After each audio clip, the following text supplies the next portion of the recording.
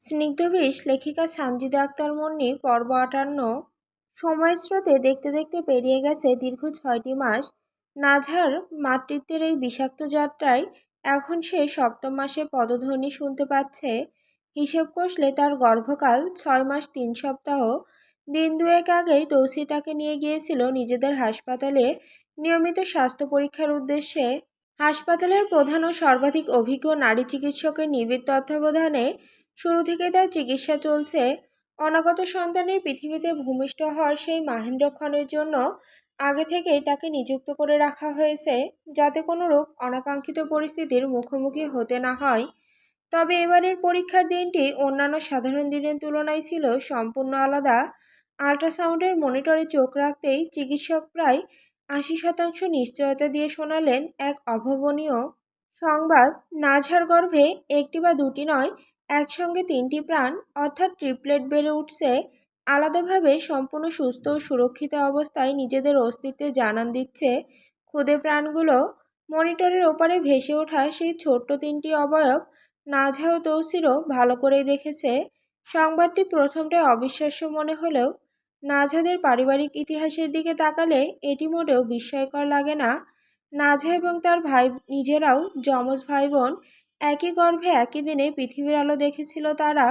শুধু তাই নয়, তাদের পরিবারে যমজ সন্তান হওয়ার এক জোরালো বংশগত ধারা যুগের পর যুগ ধরে প্রবহমান। তার চাচাদের মাঝে ৩জন যমজ, তাদের প্রজন্মেও এই ধারা অব্যাহত রয়েছে। বংশের প্রবীণরা প্রায়ই হাসতে হাসতে বলে থাকেন, তাদের পরিবারে যমজ সন্তান আসা এক প্রাকৃতিক নিয়ম। মূলত জিনের এই শক্তিশালী প্রভাবের কারণেই নাঝার কোলজুড়ে একসঙ্গে ৩ সন্তানের আগমন প্রকৃতির এক সুন্দর ধারাবাহিকতা মাত্র, যা আল্লাহর অপার নিয়ামতের আরেকটি অনন্য নিদর্শন। তবে এই অপরিসীম আনন্দ আর মুগ্ধতার ঠিক উল্টো পিঠেই রয়েছে নাঝার নিদারুণ শারীরিক যন্ত্রণার গল্প, যা বাইরে থেকে দেখে কেউ সঠিক অনুমান করতে পারবে না। মাত্র ৬ মাসের মাথায় এসে তার শারীরিক পরিবর্তন এতটা প্রকট হয়ে উঠেছে যে এক নজরে দেখলে ঠিক ৯ মাসের পূর্ণ গর্ভবতী বলে যে কারো ভ্রম হবেই। তার পেটটা ভারী হয়ে সামনের দিকে বেড়ে গেছে। ভারী শরীরটা টেনে এক কদম চলাও এখন তার জন্য পাহাড় সম কষ্টের। তীব্র কোমর আর পিঠের ব্যথায় নাঝা সার্বক্ষণিক কাতর হয়ে থাকে। সারাটা দিন কখনো বিছানায় হেলান দিয়ে, কখনো বা বালিশে পিঠ ঠেকিয়ে কোনো রকমে নিজেকে সামলে রাখার চেষ্টা করে সে। সামান্য একটু হাঁটলেই ভীষণভাবে হাঁপিয়ে ওঠে। বুকের ভেতরটা ধুকপুক করতে থাকে অসহায়ভাবে। মনে হয় শ্বাস বুঝি এখনই আটকে আসবে। সিঁড়ি বেয়ে ওঠা তো এখন তার কাছে দুঃস্বপ্নের মতো। তাই তৌসির আগে থেকেই নিচতলায় তাদের শোবার ঘরের ব্যবস্থা করে রেখেছে। এর সঙ্গে যুক্ত হয়েছে ঘন ঘন প্রসবের বেগ আর পা ফুলে ভারী হয়ে যাওয়ার অবর্ণনীয় অস্বস্তি। গভীর রাতেও বহুবার তাকে উঠতে হয়। ঘুম ভেঙে গেলে আবার চোখে ঘুম ফিরিয়ে আনা এখন তার জন্য এক যুদ্ধের সমান। তার পায়ের পাতার গোড়ালি ফুলে যায় মাঝে মধ্যে। আর তো আছে তার পেটের ভেতরে ৩ ক্ষুদে প্রাণের কথা, যাদের কথা আলাদা করে বলে শেষ করা যাবে না।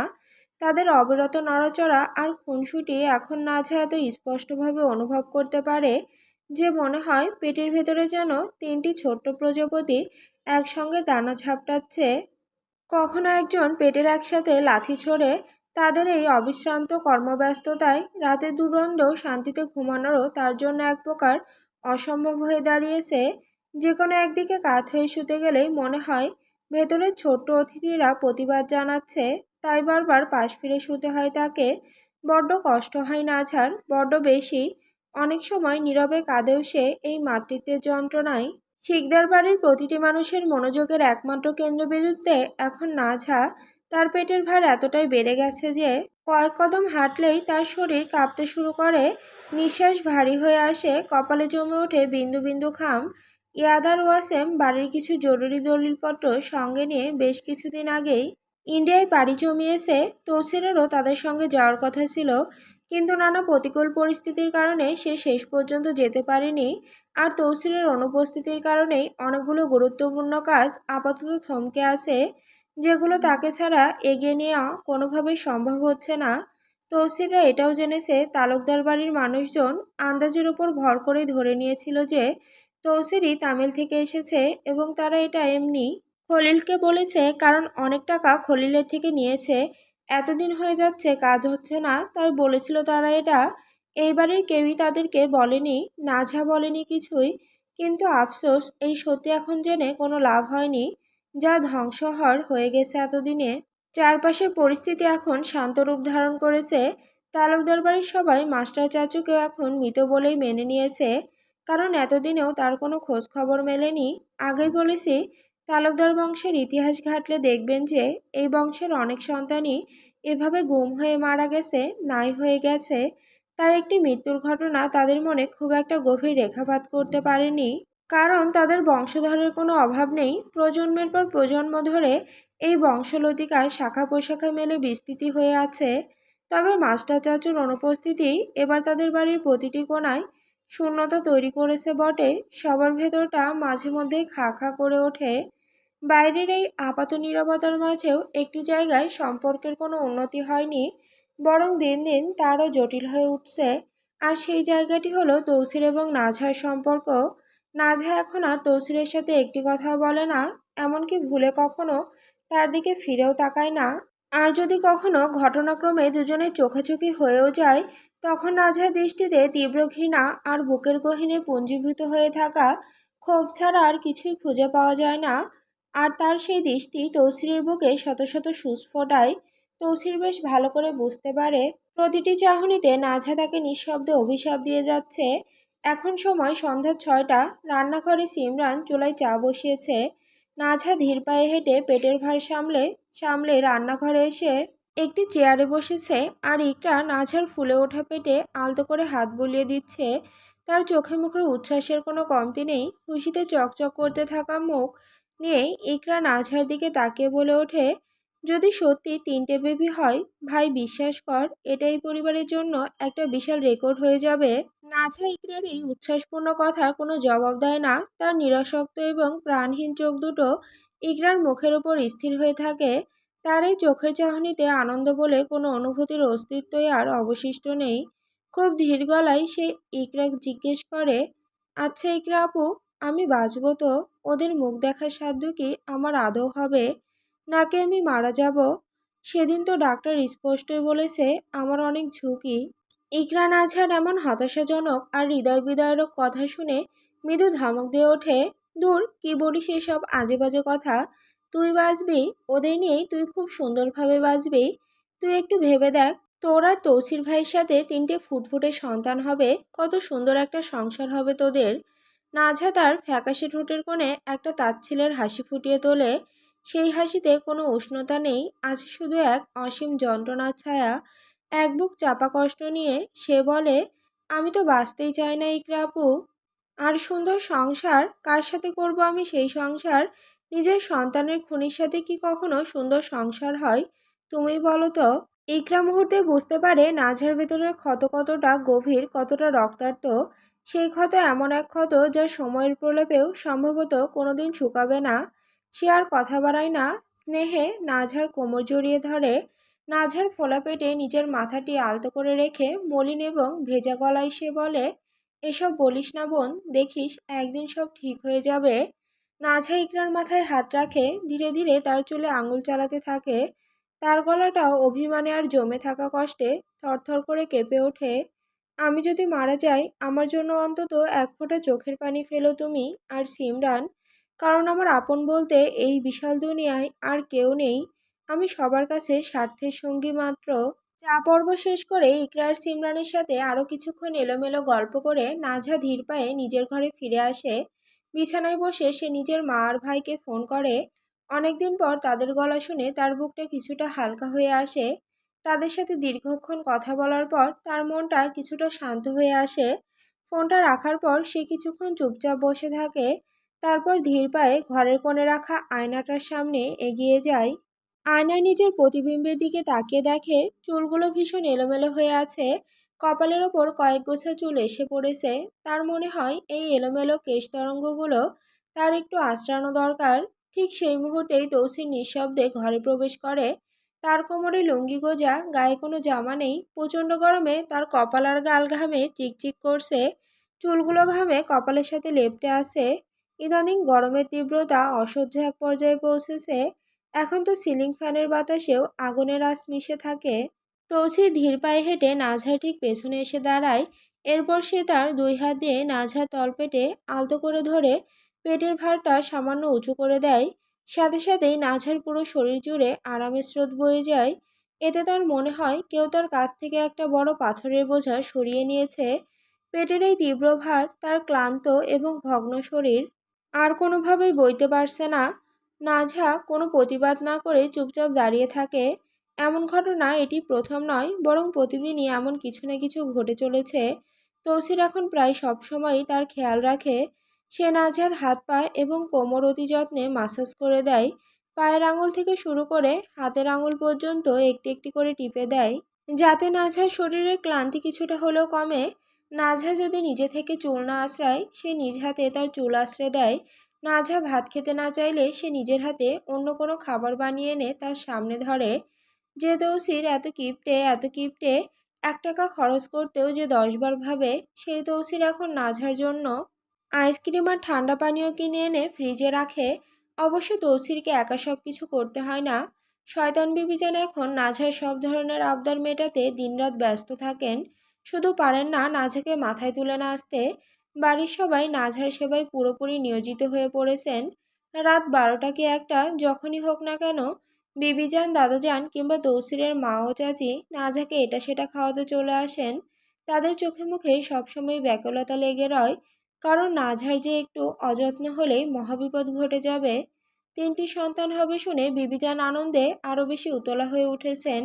তার চোখে ফুটে উঠেছে নতুন প্রজন্মকে দেখার এক অদম্য আকাঙ্ক্ষা। এই তো একটু আগেই তিনি নিজের হাতে আইসক্রিম, আচার, বাদাম, পেয়ারা আর কমলা একটি ট্রেতে সাজিয়ে দিয়ে গেছেন। নাজহার এসবের কিছুই খেতে ইচ্ছে করে না। খাবার দেখলেই তার গা গুলিয়ে ওঠে, পেটের ভেতরটা মোচড় দেয়। কিন্তু তাও তাকে জোর করে খেতে হয়। সে এক প্রকার বাধ্য হয়ে খেয়ে নেয়। মুখে সে যতই বলুক যে এই সন্তান সে চায় না, যতই অভিষেক দিক, দিন শেষে সে একজন মা, আর একজন মায়ের ভেতর যে মমতার ঝর্ণা প্রবাহিত হয়, তা কোনো রাগ অভিমান দিয়ে আটকে রাখা সম্ভব নয়। সে কখনোই চায় না তার কোনো অবহেলার কারণে গর্ভের এই সন্তানগুলো প্রতিবন্ধী হয়ে জন্ম নিক কিংবা তাদের কোনো ধরনের শারীরিক ক্ষতি হোক। তাই বাধ্য হয়ে সে গলায় খাবার ঠেসে ঢোকায়। আয়নার সামনে দাঁড়িয়ে থাকা নাজহা হঠাৎ এক ঝটকায় তৌসিরের হাতটা সরিয়ে দেয়। ভাবলেশীন কণ্ঠে সে বলে, হাত সরান। তৌসির কোনো কথা না বলে নিঃশব্দে কিছুটা পিছিয়ে যায় নাজহার থেকে। তার চোখে ফুটে ওঠে এক ধরনের চাপা বেদনা, কিন্তু সে সেই বেদনা প্রকাশ করার সাহস পায় না। নাজহা খুব ধীরে ধীরে পেটের ভার সামলাতে সামলাতে সামনে থাকা টুলটার উপর বসে পড়ে। এই মুহূর্তে তার জন্য সোজা হয়ে বসাও বড্ড কষ্টের কাজ। তৌসির নাজহার হাত থেকে চিরুনিটা নিজের হাতে তুলে নেয় এবং খুব ধীরে ধীরে নাজহার এলোমেলো চুলগুলো আঁচড়ে দিতে শুরু করে। নাজহা এবারও কিছু বলে না, একদম মূর্তির মতো চুপচাপ বসে থাকে। আগের নাজহা হলে হয়তো জেদ দেখাতো, ছিটকে সরে যেত তৌসিরের কাছ থেকে, রাগে চিৎকার করে উঠত, কিন্তু এখন আর তার সেই শক্তিটুকু অবশিষ্ট নেই। সামান্য নড়াচড়াতেই সে ভীষণভাবে হাঁপিয়ে যায়, বুকের ভেতর হাঁপড়ের মতো ওঠানামা করতে থাকে। নাজহার প্রায়শই মনে হয় সে হয়তো আর বাঁচবে না। এই বয়সে গর্ভধারণ, তার উপর আবার একসঙ্গে 3টি সন্তান। তার এই ভগ্ন এবং দুর্বল শরীর আর কোনোভাবেই এই অসহ্য ধকল নিতে পারছে না। শরীর যেমন ধীরে ধীরে ভেঙে পড়েছে, মনটাও তেমন পুরোপুরি মরে গেছে। ভেতরে একটা শূন্যতা, একটা মরুভূমির মতো শুকনো অনুভূতি তাকে দিনরাত গ্রাস করে রাখে। হঠাৎ ঘরের নিস্তব্ধতা ভেঙে নাজহা তৌসিরকে উদ্দেশ্য করে বলে ওঠে, আমি যদি এই পাপগুলোকে জন্ম দিতে গিয়ে মারা যাই, তাহলে আমার জানা যায় আপনি কোনোভাবেই সামিল হবেন না তৌসির শিকদার। কথাটা শুনে তৌসিরের ভেতরটা প্রচণ্ডভাবে কেঁপে ওঠে। মনে হয় তার কেউ তার বুকের ঠিক মাঝখানে ধারালো ছুরি বসিয়ে দিয়েছে। এই নিয়ে ঠিক 7 বার নাজহা এই একই কথা উচ্চারণ করলো। প্রতিবার এই কথা শোনার পর তৌসিরের ভেতরের মানুষটি প্রায় একটু একটু করে ক্ষয়ে যেতে থাকে। তৌসির কোনো উত্তর দেয় না, মাথা নিচু করে নীরবে দাঁড়িয়ে থাকে। তার হাতের চিরুনিটাও থেমে গেছে। তার এই নীরবতা দেখে নাজহা আবারও কঠিন এবং নির্মম গলায় বলে ওঠে, আমি আপনাকে নিষেধ করলাম তৌসিক শিকদার, আমার জানা যায় আপনি সামিল হবেন না। আমার কবরের এক মুঠো মাটিও আপনি ছুঁয়ে দেখবেন না। যদি এরপরও আপনি এমন কিছু করেন, মনে রাখবেন আমার রুহু আপনাকে আজীবন অভিশাপ দিয়ে যাবে। তৌসিরের আঙুলের ডগাগুলো থরথর করে কাঁপতে শুরু করে। এই কথা শুনে তার বুকের ঠিক ভেতরটায় সজোরে মোচড় দিয়ে ওঠে। ওর মনে হয় কেউ বোধহয় ওর ফুসফুসটা চেপে ধরছে। তৌসির নিজের অসহ্য কষ্টটা গলার কাছে আটকে রেখে খুব ধীরে ভাঙা গলায় কোনো মতে উত্তর দেয়, আচ্ছা। তৌসিরের মুখে এই সম্মতিসূচক ছোট্ট একটি শব্দ শুনে নাজহা হাসে। সেই হাসিতে কোনো আনন্দ নেই, কোনো উষ্ণতা নেই, আছে শুধু এক বিকৃত তৃপ্তি। তৌসির খুব যত্ন করে প্রতিটি চুল গুনে গুনে নাজহার চুলগুলো সুন্দর করে বেঁধে দেয়। এরপর সে আস্তে করে হাঁটু গেড়ে নাজহার পায়ের কাছে বসে পড়ে। নাজহার ফুলে থাকা পেটে আদরে নিজের ঠোঁট ছোঁয়ায় সে। এমনটা করলেও ভেতরে থাকা ছোট্ট প্রাণগুলোকে সে নিঃশব্দে কোনো প্রতিশ্রুতি দিচ্ছে। তারপর নাজহার পেটে কান পেতে চোখ বুজে দীর্ঘক্ষণ ধরে নিজের সন্তানদের অস্তিত্ব অনুভব করার চেষ্টা করতে থাকে তৌসির। সে শুনতে পাচ্ছে, একটু হলেও শুনতে পাচ্ছে তাদের ছোট ছোট হৃদস্পন্দন।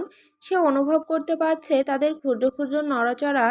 নাজহা তৌসিরের এই আবেগঘন মুহূর্তটি দেখে তাচ্ছিল্যের সুরে বলে ওঠে, আমি এখনো দিনরাত দোয়া করি এরা যেন এই পেটেই মারা যায়। এরা এত সুস্থ কেন? এরা এখনো মরছে না কেন? কথাগুলো তৌসিরের বুকে ধারালো তীরের মতো বিদ্ধ হয়। তার বুকটা অসহ্য ব্যথায় ফেটে যেতে চায়, কিন্তু সে একেবারেই নিরুপায়। তার কিছুই বলার নেই। নাজহার সামনে দাঁড়িয়ে কথা বলার মতো কোনো মুখ তার অবশিষ্ট নেই। সে খুব ভালো করেই জানে সে নিজে একজন পাপী, একজন জঘন্য অপরাধী। আজ তার সেই পাপের মাসুলি। এই সব কিছু, জীবনের সব ভুল হয়তো তারই ছিল। প্রতিটি ভুল সিদ্ধান্ত, প্রতিটি নিষ্ঠুর কাজ আজ ফিরে এসে তার সামনে দাঁড়িয়েছে। তৌসির নীরবে মাথা নিচু করে নাজহার পেটে আলতো করে হাত বুলিয়ে দিতে থাকে। তার হাতের প্রতিটি স্পর্শে লুকিয়ে আছে এক অনুতপ্ত পিতার নিঃশব্দ ক্ষমা প্রার্থনা। নাজহা তৌসিরকে ক্লান্ত এবং হাঁপানো গলায় বলে, আমি ভীষণ হাঁপিয়ে যাই, কয়েক কদম হাঁটতে পারি না, হাঁপিয়ে যাই, প্রচণ্ড কষ্ট হচ্ছে আমার, শুধু ওয়াশরুমে যেতে মন চাই। আমি বাঁচব না, আপনার এই সন্তানদের জন্য আমি কিছুতেই বাঁচব না। তৌসির নাজহাকে শারীরিক এবং মানসিকভাবে এত বেশি অস্থির হতে দেখে দ্রুত উঠে দাঁড়িয়ে নাজহার পিঠে নিজের হাত বুলিয়ে দিতে দিতে সে সান্ত্বনা সুরে বলে, নাজহা শান্ত হ। আমি খুব ভালোভাবে বুঝতে পারছি তোর এই যন্ত্রণা। আমি যদি আগে থেকে একটু জানতাম যে পরিস্থিতি এরকম হবে, তিনটে আমানত চলে আসবে, তাহলে আমি নিজেই নষ্ট করিয়ে দিতাম। কিন্তু এখন আমি কি করব বলতো? এগুলো আল্লাহর দান। আল্লাহ নিজে থেকে দিয়ে দিয়েছেন। এখন এই দান ফেরানো তো কোনোভাবেই সম্ভব নয়। নাজহা তৌসিরের কথায় কোনো প্রতিক্রিয়া দেখায় না। মনে হচ্ছে এই কথাগুলো তার কান পর্যন্ত পৌঁছায়নি। রাত এখন ঠিক একটা। বোধহয় ঘড়ির কাঁটাটা থেমে গেছে এই মুহূর্তটাতে। মনে হয় সময় নিজেই দম বন্ধ করে দেখছে একটা ভাঙা মানুষকে। চারপাশে এমন এক নিস্তব্ধতা নেমে এসেছে যে মনে হবে রাত নিজে কান পেতে শুনছে একটি বিধ্বস্ত মানুষের নিঃশ্বাসের শব্দ। প্রতিটি দীর্ঘশ্বাসের ভেতর জমে থাকা না বলা কথাগুলো। আকাশটা আজ বেশ ভারী, মেঘহীন, অথচ অন্ধকার। চাঁদটাও আজ আড়ালে, হয়তো সেও দেখতে চায়নি এই দৃশ্য। শিকদার বাড়ির ছাদে একা বসে আছে তৌসির, একদম একা, নিঃশব্দে। পৃথিবীর সব মানুষ থেকে বিচ্ছিন্ন এক দ্বীপের মতো। তার পিঠ ঢেকে আছে পুরনো ইটের রেলিংয়ে, যে রেলিংয়ের গায়ে শ্যাওলা জমেছে বছরের পর বছর। ঠিক যেমন তার বুকে জমেছে কষ্টের পরত। পা দুটো ছড়ানো সিমেন্টের ঠান্ডা মেঝেতে। সেই ঠান্ডা তার পায়ের তলা দিয়ে উঠে আসতে মেরুদণ্ড বেয়ে, অথচ সে টের পাচ্ছে না, কারণ ভেতরের শীত বাইরের শীতকে ছাপিয়ে গেছে অনেক আগেই। তৌসিরের চোখ দুটো রক্তবর্ণ হয়ে গেছে। জীবনের জটিল সমীকরণগুলো মেলাতে গিয়ে সে বারবার হেরে যাচ্ছে, তালগোল পাকিয়ে ফেলছে সব কিছু। প্রতিটি যোগ বিয়োগের শেষে, প্রতিটি ভুল হিসাবের শেষে দাঁড়িয়ে থাকে একটাই উত্তর, শূন্য। নিরেট, নিষ্ঠুর, নির্লজ্জ এক শূন্য। হাতে তার মদের বোতল, অথচ একসময় এই জিনিসের ছায়াও মারাতো না সে। এখন প্রতিটি রাতে এই তরল বিষ গিলে গিলে নিজেকে ভোলাতে চায়। তার মনে হয় এই তরলের প্রতি ঢোকের সঙ্গে একটু একটু করে স্মৃতি ধুয়ে যাবে, বোতলের তলানির সঙ্গে মুছে যাবে অতীতের প্রতিটি রক্তাক্ত ছবি। কিন্তু স্মৃতি বড় নাছোড়বান্দা, বড় নির্দয়। প্রতিটি চুমুকের সঙ্গে সে আরও জোরে ফিরে আসে, আরও স্পষ্ট হয়ে ওঠে। মনে হয় মদ আসলে স্মৃতির সার, ভোলানোর নয়, বরং মনে করিয়ে দেওয়ার ওষুধ। গ্লাসে থাকা শেষ চুমুকটুকু গলায় ঢেলে যন্ত্রণায় কাতর ঝাপসা চোখে তৌসির গলা চড়িয়ে গাইতে শুরু করে এক ভাঙা সুরে, তারে ধরতে পারলে মনোবেরি, ধরতে পারলে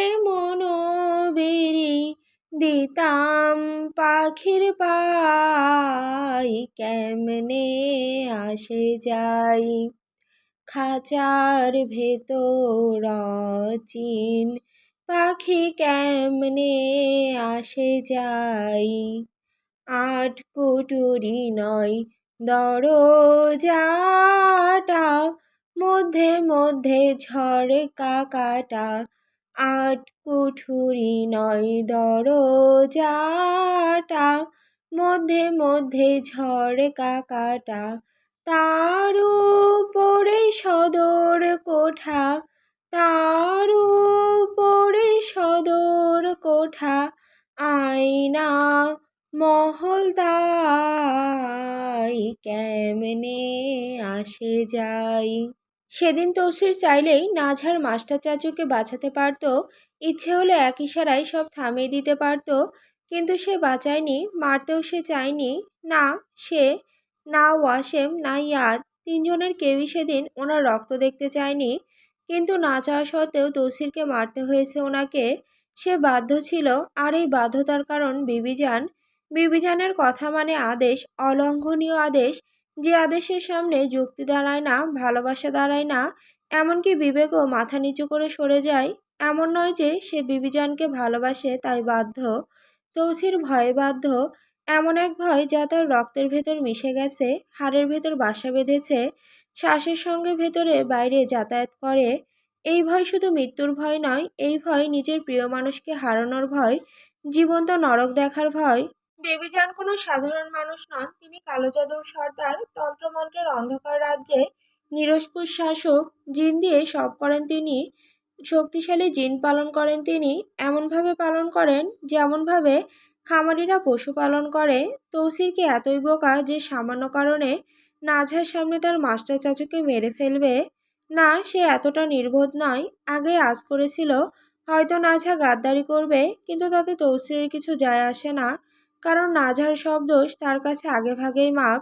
প্রতিটি অপরাধ, প্রতিটি অবিশ্বাস, প্রতিটি ঘৃণার দৃষ্টি, প্রতিটি না বলা অভিশাপ, সব তার কাছে মাপ, মাপ, মাপ আর মাপ। তবে এবারের পরিকল্পনা সে নিজে থেকে করতে চায়নি, নাঝাকে নিজের অতীত বলতেও চায়নি, কিন্তু বিবিজান তাকে বাধ্য করেছেন। শাসিয়েছেন এক ঠান্ডা কণ্ঠে, যে কণ্ঠ শুনলে মেরুদণ্ড দিয়ে শীতল স্রোত নেমে যায়। যদি নাঝার কারণে অবাধ্য হোস, তাহলে নাঝাকেই দুনিয়াতেই মৃত্যুর স্বাদ দেখানো হবে। একটু এদিক ওদিক হলেই শেষ। আগে শুধু ভালোবাসাই যথেষ্ট ছিল তৌসিরকে বশে রাখতে, কোনো ভয় দেখাতে হতো না। বিবিজান বুঝিয়ে সুঝিয়ে তাকে আয়ত্তে রাখতেন, কিন্তু এখন বিয়ের পর নাঝা হাতিয়ার হয়ে গেছে বিবিজানের, সবচেয়ে ধারালো অস্ত্র হয়ে গেছে সে। নাঝা এখন আর শুধু তৌসিরের বউ নয়, সে তার দুর্বলতা, তার শৃঙ্খল, তার গলায় বাঁধা অদৃশ্য ফাঁস। বিয়ের পর থেকে যখন বিবিজান দেখলেন তৌসির নাঝার প্রতি দুর্বল হয়ে পড়েছে, তখন থেকেই নাঝার ক্ষতির ভয় দেখিয়ে একের পর এক হুমকি দিতে থাকেন তাকে। সেদিন আসলে তালহা ভাইকে মারতে বলেছেন বিবিজান। আদেশ ছিল স্পষ্ট আর পরিষ্কার, তা হলো রক্ত চাই, এবং সেই রক্ত হতে হবে তালহার। কিন্তু তৌসির অনেক বুঝিয়ে সুঝিয়ে, অনেক কষ্টে মাস্টার চাচুকে দিয়ে কাজ সারিয়েছে, কারণ সে জানে তালহা ভাইয়ের জন্য নাঝা পাগল। সেই পাগলামি সে নিজের চোখে দেখেছে বহুবার। নাঝার চোখের কোণে তালহার নাম শুনলেই যে আলো ফুটে ওঠে, ঠোঁটের কোণে অজান্তে যে হাসির রেখা ভেসে ওঠে, কথা বলার সময় গলার স্বরে যে কোমলতা আসে, সেটা তৌসির চিনতে পেরেছে। প্রথমবার চিনে বুকটা মুচড়ে উঠেছিল, কিন্তু পরে সে মেনে নিয়েছে। আর সেই পাগলামিতে সে কখনো ঈর্ষা দেখায়নি, কারণ সেই পাগলামিতে সে সম্মান দেখেছে, শ্রদ্ধা দেখেছে। কারণ সে জানে ভালোবাসার ওপর কারো জোর চলে না, ভালোবাসার ঠিকানা বদলায় না আদেশে। সে কিছুতেই চায় না নাঝা তালহা ভাইয়ের লাশ দেখুক, কিছুতেই না। সেই দৃশ্যের কথা ভাবলেই তৌসিরের বুক কেঁপে ওঠে, কারণ সে জানে সেদিন নাঝার ভেতরের মানুষটাও মরে যাবে, চোখের আলো নিভে যাবে চিরতরে, ঠোঁটের হাসি শুকিয়ে যাবে চিরদিনের জন্য, আর সেটা তৌসির সহ্য করতে পারবে না। পুষ্প তো অনেক আগেই মারা গেছে, অনেক অনেক আগে, কারণ বিবিজান পুষ্পকে গাদ্দার ধরে ফেলেছিলেন, আর তার মধ্যে নাজিম চাচা বিবিজানের অবাধ্য হয়েছিলেন বলে পুষ্পকে কুঠুরিতে বন্দি করা হয়েছিল। আজ যে পুষ্প সেজে ঘুরে বেড়াচ্ছে, যে রান্নাঘরে হাসে, বাড়ির সব কাজ সামলায়, যে নাজিম চাচার পাশে সই, সে আসলে একটা জিন, বিবিজানের পালা জিন। পুষ্পের রূপ ধরে রাখা একটা ছায়া, একটা প্রতারণা, যে একটা চলমান মিথ্যা হয়ে আছে। বিবিজান ডাইনির চেয়েও ভয়াবহ। ডাইনির গল্পেও এমন নৃশংসতা থাকে না, রূপকথার সবচেয়ে কালো অধ্যায়েও এমন বর্বরতা লেখা হয়নি। পুষ্পকে অনেক বাজেভাবে তিনি মেরেছেন। কুঠিরবন্দি পুষ্পের শরীরে পোকা বাসা বেঁধেছিল। জিন দিয়ে দিনের পর দিন তাকে ধর্ষণ করানো হয়েছিল। তার জ্যান্ত শরীরে পোকা কিলবিল করে নড়াচড়া করত, মাংস কুড়ে কুড়ে খেত, আর পুষ্প তাকিয়ে তাকিয়ে দেখত। চিৎকার করার ক্ষমতা পর্যন্ত কেড়ে নেওয়া হয়েছিল তার, গলায় জাদুর তালা লাগিয়ে দেওয়া হয়েছিল, শেষে তার বুকের 2 স্তন পুড়িয়ে তাকে মেরে ফেলা হয়েছে। আর এইসব দৃশ্য দোষী নিজের চোখে দেখেছে। দেখতে বাধ্য করা হয়েছিল, কারণ বিবিজান চেয়েছিলেন তার চোখে এই দৃশ্য স্থায়ীভাবে গেঁথে দিতে, যাতে সে কোনোদিন অবাধ্য হওয়ার কথাও না ভাবে। সেই দিনের পর থেকে তার সাহস হয় না বিবিজানের অবাধ্য হওয়ার।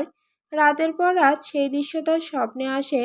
ঘুম ভেঙে যায়, ঘামে ভিজে যায় শরীর, কারণ সে জানে অবাধ্য হলে নাঝার পরিণতিও ঠিক এমনই হবে, হয়তো এর চেয়েও ভয়ঙ্কর, হয়তো আরও সৃজনশীল কোনো নৃশংসতা অপেক্ষা করবে নাঝার জন্য। তাই সে কুকুরের মতো বিবিজানের কথায় ওঠে আর বসে, লেজ গুটিয়ে আদেশ মানে, নিজের মনুষ্যত্বকে প্রতিদিন একটু একটু করে কবর দিতে দিতে, নিজের আত্মাকে প্রতি রাতে একটু একটু করে বিক্রি করতে করতে। মূলত তৌসিরের জীবন কখনোই ভালো কাটেনি, কখনোই না। ভালো বলে কোনো শব্দ তার অভিধানে কোনোদিন ছিল না। ছোটবেলায় বিবিজান তাকে নিয়ে আসার পর থেকে শুরু হয় অমানসিক অত্যাচারের সেই কালো অধ্যায়। এমন এক অধ্যায় যার পাতায় পাতায় শুধু রক্ত, পুজ আর কান্না। তাকে শক্তিশালী করার নাম করে জিনের মাধ্যমে তার শরীরে বিভিন্ন পশুর রক্ত ঢোকানো হতো। প্রতিটি রক্ত শরীরে ঢুকতো আগুনের মতো জ্বলতে জ্বলতে, প্রতিটি ফোঁটা শিরায় শিরায় ছড়িয়ে পড়তো পোড়া যন্ত্রণা হয়ে।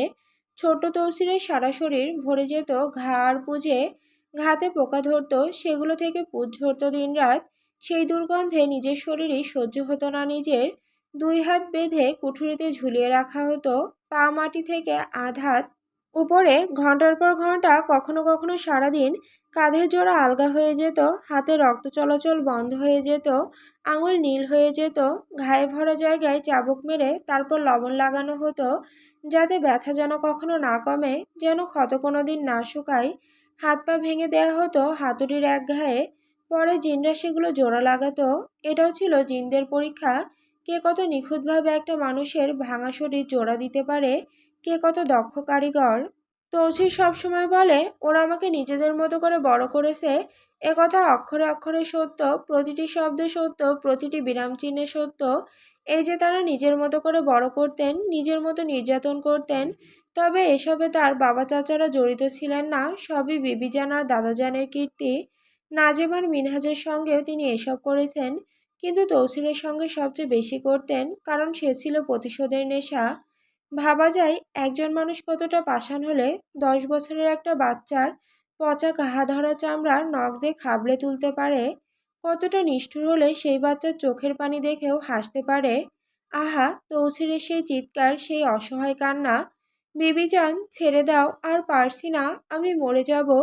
কোনো পাথরকেও গলিয়ে দিত, কিন্তু বিবিজানের চোখে এক ফোঁটা পানিও আসতো না। তার চোখ দুটো ছিল কাচের, যেখানে কোনো অনুভূতির প্রতিফলন পড়তো না। বিবিজান তার সঙ্গে যা করেছেন তা ভাষায় বর্ণনা করা কঠিন। ভাষা সেখানে অপ্রতুল, শব্দ সেখানে দিন।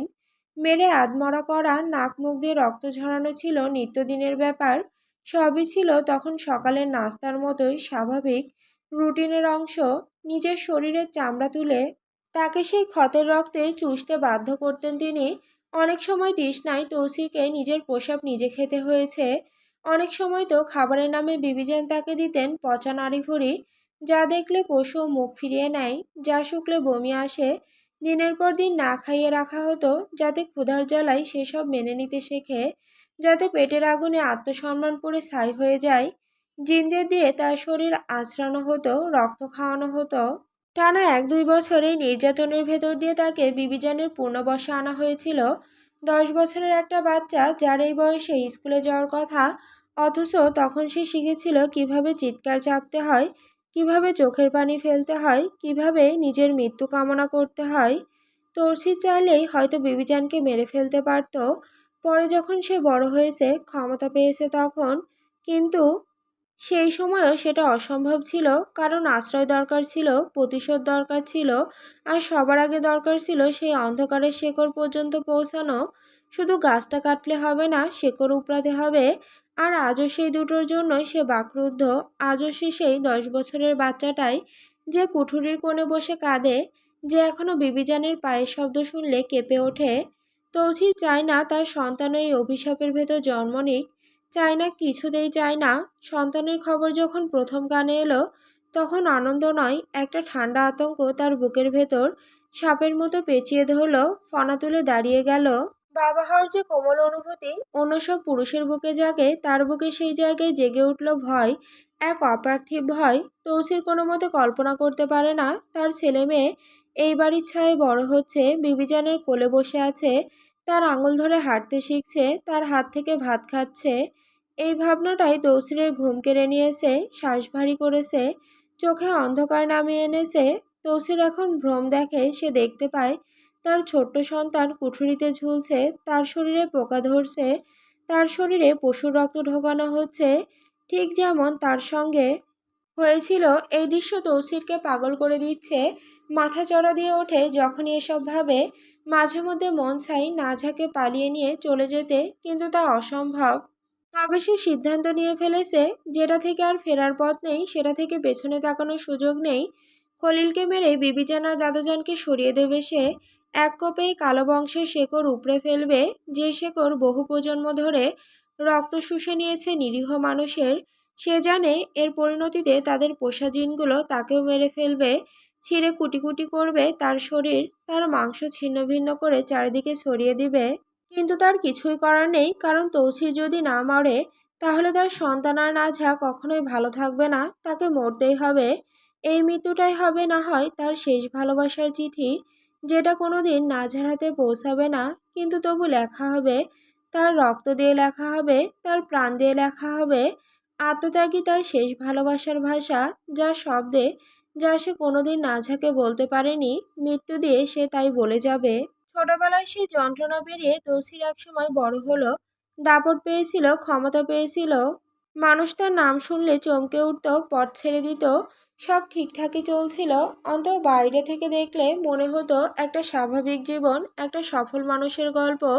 কিন্তু 24-এর দিকে শেখ হাসিনার শাসনামলে কোটা আন্দোলনের ঠিক 2 মাস আগে সে গুম হয়ে যায়। ঢাকার মিরপুরে এক কাজে গিয়েছিল, কাজ শেষ হতে না হতেই সাদা পোশাকে কয়েকজন তাকে গাড়িতে তুলে নেয়। চোখ বেঁধে ফেলা হয় কালো কাপড়ে, মুখে কাপড় গুঁজে দেওয়া হয় যাতে চিৎকার না করতে পারে, হাতে পরানো হয় শক্ত হাত করা পায়ের শিকল। সেখান থেকে তার ঠিকানা হয়ে যায় কুখ্যাত আয়নাঘরে, জানালাবিহীন কংক্রিটের কুঠুরিতে। দিনরাতের কোনো পার্থক্য বোঝার উপায় ছিল না তার। সময় সেখানে থেমে গিয়েছিল, অথচ পচে গিয়েছিল কোথাও এক কোণে। ঘড়ি ছিল না, ক্যালেন্ডার ছিল না, সূর্যের মুখ ছিল না, এমনকি নিজের নামও মাঝে মাঝে ভুলে যেত সে। হাই স্পিড এক্সজস্ট ফ্যানের বিকট শব্দ মাথার ভেতর ঢুকে যেত, মস্তিষ্কের প্রতিটি কোষে কেঁপে কেঁপে উঠত, মানসিক ভারসাম্য প্রায় ভেঙে দিয়েছিল সেই একটানা গর্জন। সেই শব্দ এখনও তার কানে বাজে, ঘুমের ভেতরও বাজে। তাকে ঘুমাতে দেওয়া হতো না, চোখ বুজে এলেই গায়ে বরফ শীতল পানি ছিটানো হতো। ওখানে ঘুম মানুষের জন্য বিলাসিতা ছিল, বিশ্রাম একটা অপরাধ ছিল। হাত পেছনে বাঁধা অবস্থায় চোখ বেঁধে সিলিংয়ে হুকে ঝুলিয়ে রাখা হতো, কাঁধের জোড়া আলগা হয়ে যেত, হাত অসাড় হয়ে যেত, কিন্তু চিৎকার করার অনুমতি ছিল না। চিৎকার করলে মুখে ভরে দেওয়া হতো নোংরা ন্যাকড়া। ভারী বুটের লাথি, পাইপের আঘাত, সংবেদনশীল অঙ্গে ইলেকট্রনিক শক ছিল নিত্যদিনের ব্যাপার।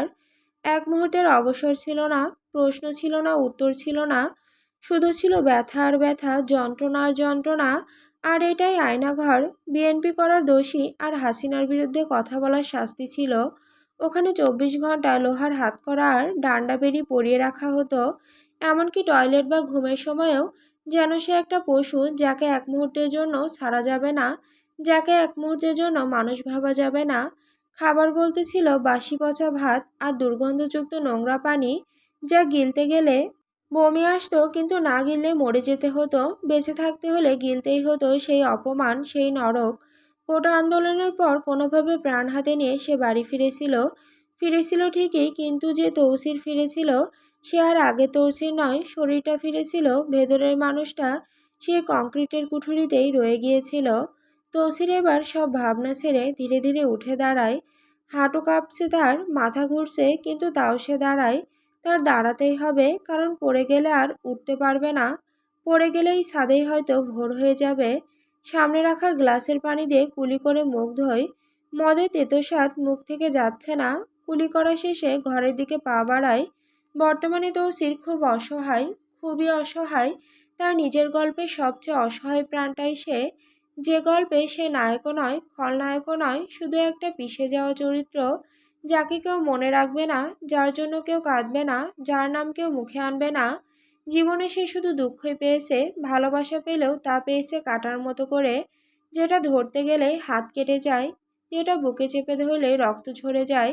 সুখ তার ভাগ্যে লেখা ছিল না, হবেও না, কারণ তৌসির জানে, খুব ভালো করেই জানে, এক নিষ্ঠুর সত্যের মতো সে জানে, তৌসিররা কখনো সুখী হয় না। ভাগ্যের খাতায় তৌসিরদের জন্য কোনো সুখ লেখা থাকে না। তাদের প্রাপ্তির ঝুলিতে থাকে শুধুই সুখী মানুষের মতো অভিনয় করার একটি সুন্দর সুখী মুখোশ। তৌসিরের নামের পাশে হয়তো নিয়তি কখনো সুখ শব্দটি বসায়নি। তার ভাগ্যে শুধু একটি মুখোশই আছে, যা বাইরে রঙিন, ভেতরে শূন্য পৃথিবী। যাকে দেখে সুখী বলে ভুল করে, অথচ সে নিজেই জানে সুখী থাকা আর সুখী দেখানোর মাঝে কতটা দূরত্ব। ঘরে পা রাখতেই তৌসিরের চোখ আটকে যায়। বিছানার দিকে নাঝা বালিশে হেলান দিয়ে আধশোয়া হয়ে আছে। যন্ত্রণায় তার সমস্ত মুখটা কুঁচকে গেছে। পায়ের ভেতর থেকে উঠে আসা তীব্র ব্যথায় সে ছটফট করছে। আঙুলগুলো বারবার মুঠো হয়ে যাচ্ছে, আবার আলগা হয়ে আসছে। তৌসিরের বুকের ভেতরে এখন এক প্রলয়ঙ্করী ঝড় বইছে। হাহাকারে দীর্ণ হয়ে যাচ্ছে তার সমস্ত সত্তা। তবুও সে এক নিমিষে সবকিছু চেপে রাখে। ঠোঁটের কোণে কষ্টে ফুটিয়ে তোলে একটুখানি ম্লান হাসি। এই হাসিটুকুই তার শেষ আশ্রয়। ধীর নিঃশব্দ পায়ে এগিয়ে গিয়ে সে বসে নাঝার পায়ের কাছে। তারপর অতি যত্নে নাঝার পা দুটি নিজের কোলে তুলে নেয়। তার পায়ের ক্লান্ত আঙুলে আস্তে আস্তে টিপে দিতে থাকে। আর্দ্র ভেজা গলায় জিজ্ঞেস করে, পায়ে খুব লাগছে রে? নাঝা কোনো উত্তর দেয় না। সে শুধু নিষ্পলক তাকিয়ে থাকে তৌসিরের ক্লান্ত মলিন মুখখানির দিকে। কিছুক্ষণ চুপ থেকে নাঝা শূন্য নিষ্প্রিয় কণ্ঠে প্রশ্ন করে, কি হয়েছে আপনার? চোখ দুটো এমন লাল কেন? কাঁদছিলেন? নাঝার কণ্ঠের এই আকস্মিক নরম সুর তৌসিরের বুকে গিয়ে তীক্ষ্ণ কাঁটার মতো বিঁধে যায়। যে নাঝা এতদিন তাকে শুধু ঘৃণার আগুনে পুড়িয়েছে, সেই নাঝার গলায় হঠাৎ এতটুকু কোমলতা তার সহ্যের সীমা ভেঙে দিতে চায়। তাও সে নিজেকে সামলে নেয়। এক কৃত্রিম হাসির আড়ালে নিজের সমস্ত ক্লান্তি লুকিয়ে বলে, কাঁদবো কেন? এমনিতেই চোখ লাল হয়ে আছে। কিন্তু নাঝা তো দমে যাওয়ার মেয়ে নয়। তার ধারালো শব্দবান আবারও ছুটে আসে তৌসিরের দিকে। এক চাপা তিক্ততায় সে বলে ওঠে, এখন তো আপনার আনন্দের সময় তৌসির শিকদার। আপনার সন্তান পৃথিবীতে আসছে। আপনার জীবনের সমস্ত অপূর্ণতা পূর্ণ হতে চলেছে। তাহলে আপনার ভেতরে এত বিশৃঙ্খলা কেন? নাকি শেষ পর্যন্ত আমার অভিশাপই আপনাকে গ্রাস করলো? যদি করে থাকে তবে আলহামদুলিল্লাহ, আর যদি নাও লেগে থাকে তবুও আলহামদুলিল্লাহ। এই নির্মম কথাগুলো তৌসিরের সহ্যসীমা একেবারে ছাড়িয়ে যায়। সে আর নিজেকে ধরে রাখতে পারে না। আচমকা নাঝার পা দুটি শক্ত করে জড়িয়ে ধরে নিজের বুকের কাছে টেনে নেয়। অপরাধবোধে জর্জরিত হয়ে রুদ্ধশ্বাসে কাপা গলায় বলে ওঠে, নাঝা, আমি যদি মরে যাই, তুই আমার বাচ্চাদের আগলে রাখিস। ওরা আমার অস্তিত্ব বলে ওদের তুই শেষ করে দিস না আবার। অবুঝ বাচ্চাগুলোর তো কোনো দোষ নাই। আমি স্বীকার করছি, আমি অপরাধী। তোর নিষ্পাপ চাচাকে সন্দেহ করে আমি খুন করেছি, পাপ করেছি, কিন্তু আমার এই অনাগত সন্তানদের তো কোনো অপরাধ নাই। আমি মইরা গেলে ওদের বাঁচিয়ে রাখবি তো? বল না, রাখবি? আর যদি মেরেই ফেলিস, তবে ওদের আমার কবরের পাশেই শুইয়ে দিস। এর বাইরে তোকে আর কিছু বলার মুখ আমার নাই, নাঝা। কথাগুলো বলতে বলতে তৌসির নাঝার পা দুটি আঁকড়ে ধরে মাথা নিচু করে ফেলে। তার শক্তপোক্ত কাঠ দুটো নিঃশব্দ কান্নায় কাঁপতে থাকে। এই অশ্রু তৌসির শিকদার নামের নিষ্ঠুর দয়ামায়াহীন পাষাণ হৃদয় মানুষটার নয়। এ এক অসহায় পিতার বুক ফাটা আর্তনাদ। এ সেই পিতার হাহাকার, যে পিতা জানে তার রক্তে গড়া ছোট্ট ছোট্ট মুখগুলো হয়তো সে কোনোদিন দেখতেই পারবে না। যে পিতা জানে বাবা ডাকটা শোনার আগে হয়তো নিভে যাবে তার জীবন প্রদীপ। যে পিতা জানে তার সন্তানরা একদিন বড় হবে, কিন্তু তার কোলে চড়ে নয়, তার আঙুল ধরে হাঁটতে শিখে নয়, বরং তার কবরের পাশে দাঁড়িয়ে। এই সেই বাবার কান্না, যে বাবা কোনোদিন তার ছেলে মেয়েদের কপালে চুমু এঁকে দিতে পারবে না, প্রথম স্কুলে দিনে হাত ধরে পৌঁছে দিতে পারবে না, মা বলে মেয়েকে কোলে নিতে পারবে না, বাবা বলে ছেলেকে কাঁধে তুলতে পারবে না। এই সেই বাবার বুক ভাঙা কান্না, যার সমস্ত স্বপ্ন, সমস্ত আকাঙ্ক্ষা মৃত্যুর ঠান্ডা হাতের নিচে চাপা পড়তে চলেছে। তৌসিরের এই অচেনা রূপ দেখে নাঝার বুকের ভেতরটা মুচড়ে ওঠে। নাঝার গলার কাছে কি একটা প্রায় দলা পাকিয়ে ওঠে। তাও সে নিজের কাঁপা অবাধ্য কণ্ঠস্বরকে কোনো মতে শক্ত করে বলে ওঠে, আপনি মারা যাবেন মানে? তামাশা করছেন আমার সাথে? এ কেমন নিষ্ঠুর তামাশা তৌসির শিকদার? আমার গর্ভে এই তিনটে প্রাণ সন্তান সঁপে দিয়ে আপনি এখন মৃত্যুর কথা বলছেন? এত বড় অন্যায় কিভাবে করতে পারেন আপনি? মরার এত শখ যদি থাকতো আগে মরলেন না কেন? তাহলে তো এই অভাগী নাঝা এদের অনেক আগেই শেষ করে দিত। এখন মাঝপথে এসে আমাকে এভাবে একা ফেলে নিচে দুনিয়া ছেড়ে চলে যেতে চাইছেন, বাহানা মারাচ্ছেন। শুনুন তৌসির শিকদার, ভালো করে শুনুন। এসব অজুহাত দিয়ে আপনি পার পাবেন না, কিছুতেই পাবেন না। আপনি এখন আর শুধু তৌসির শিকদার নন, আপনি এখন এই 3 সন্তানের বাবা, আমার বৈধ স্বামী। আপনি চলে গেলে আমি এই অনাগত সন্তানদের নিয়ে কোথায় দাঁড়াবো? কার কাছে গিয়ে মাথা গুঁজবো? কে আমাকে আশ্রয় দেবে? কে এদের বাবা ডাকার অধিকার দেবে? এটুকু বলেই নাছা থামে। বুকের ভেতরটা হাঁপড়ের মতো ওঠানামা করছে। তারপর সে নিজের ফোলা পেটের দিকে কাঁপা কাঁপা হাতে ইশারা করে বলে, এই পেটের সন্তানগুলোর জন্য হলেও আপনাকে বাঁচতে হবে তৌসির। ওরা এখনো পৃথিবীর আলো দেখেনি, ওদের বাবার মুখটাও দেখেনি, অথচ আপনি বাবা হওয়ার আগেই বাবাহীন করে দিতে চাইছেন ওদের। আর কত নিষ্ঠুর হবেন শুনি? পশু তো হয়ে গেছেন মানুষ রূপে, বাবা রূপে অন্তত বাহানা বানিয়ে পালানোর ধান্দা করিয়েন না। তৌসির একটা দীর্ঘতপ্ত পোড়া দীর্ঘশ্বাস ফেলে। সেই দীর্ঘশ্বাসে মিশে আছে গোটা জীবনে জমে থাকা সমস্ত আক্ষেপ, সমস্ত অনুতাপ, সমস্ত না পাওয়ার বেদনা। ধীরে ধীরে সে মাথা তুলে তাকায় নাঝার রাগী আর যন্ত্রণাকাতর চোখের দিকে। অসীম আকুলতায় তৌসির ধীরে ধীরে ঝুঁকে আসে নাঝার দিকে। অপার মমতায় কাঁপা কাঁপা 2 হাতে সে আলতো করে জড়িয়ে ধরে নাঝার পেটটা, ঠিক তেমন করে যেমন করে মানুষ থই কাচের তৈরি কোনো অমূল্য সম্পদকে, যা একটু জোরে ছুলেই ভেঙে যাবে। তারপর সে কোনাকুনি হয়ে শুয়ে পড়ে বিছানায়, এমন সতর্কতার সাথে যাতে তার শরীরে বিন্দুমাত্র ভারও নাঝার উপর গিয়ে না পড়ে। আর তারপর তারপর এক উন্মাদের মতো, এক পাগল প্রায় পেতার মতো সে বারবার চুমু খেতে থাকে নাঝার পেটে। প্রতিটা চুমুতে সে ঢেলে দিচ্ছে তার জীবনে সঞ্চিত সমস্ত স্নেহ, সমস্ত আদর, সমস্ত পিতৃত্ব। এই চুমুগুলোই তার পিতৃস্নেহের সাক্ষ্য, এই স্পর্শগুলোই হবে তার সন্তানদের প্রতি তার একমাত্র উত্তরাধিকার। তৌসিরের 2 চোখ বেয়ে অবিরাম অশ্রান্ত অশ্রুধারা ঝরে পড়তে থাকে ফোঁটায় ফোঁটায়, যা ভিজিয়ে দিতে থাকে নাঝার পেটের চারপাশের নরম ত্বক। লোকে বলে পুরুষ মানুষ নাকি কাঁদে না, পুরুষের চোখে নাকি জল মানায় না, পুরুষ নাকি পাথরের মতো শক্ত, লোহার মতো অটল। কিন্তু সেই কঠিন পুরুষ যখন পিতা হয়ে ওঠে, যখন তার বুকের ভেতর জন্ম নেয় এক নতুন প্রাণের প্রতি অসীম মমতা, তখন সেই পাথরও মোমের মতো গলে যায়, সেই লোহাও জলের মতো তরল হয়ে যায়। এক মুহূর্তে ধূলিসাৎ হয়ে যায় সমস্ত পৌরুষের অহংকার, সমস্ত কঠোরতার মুখোশ। তৌসিক শিকদারের মতো নিষ্ঠুর, হিংস্র, ভয়ঙ্কর মানুষটাও আজ নিঃশব্দে ভেঙে পড়ছে এক অসহায় পিতার রূপ ধারণ করে। তার একমাত্র যন্ত্রণা, একমাত্র দুঃসহ বেদনা, সে তার সন্তানদের বেশি দিন বুকে আগলে রাখতে পারবে না। সে হয়তো দেখে যেতে পারবে না তার রক্তে গড়া ছোট্ট হাতগুলো, ছোট্ট পায়ের প্রথম পদক্ষেপ, প্রথম হাসি, প্রথম কান্না। সে শুনে যেতে পারবে না তার কানে সবচেয়ে মধুর সেই বাবা ডাকটা। আর এই অসহ্য সত্যটাই আজ তৌসির শিকদার নামে দুর্ধর্ষ পুরুষটাকে এক নিঃস্বরিক্ত ভেঙে পড়া পিতায় রূপান্তরিত করেছে।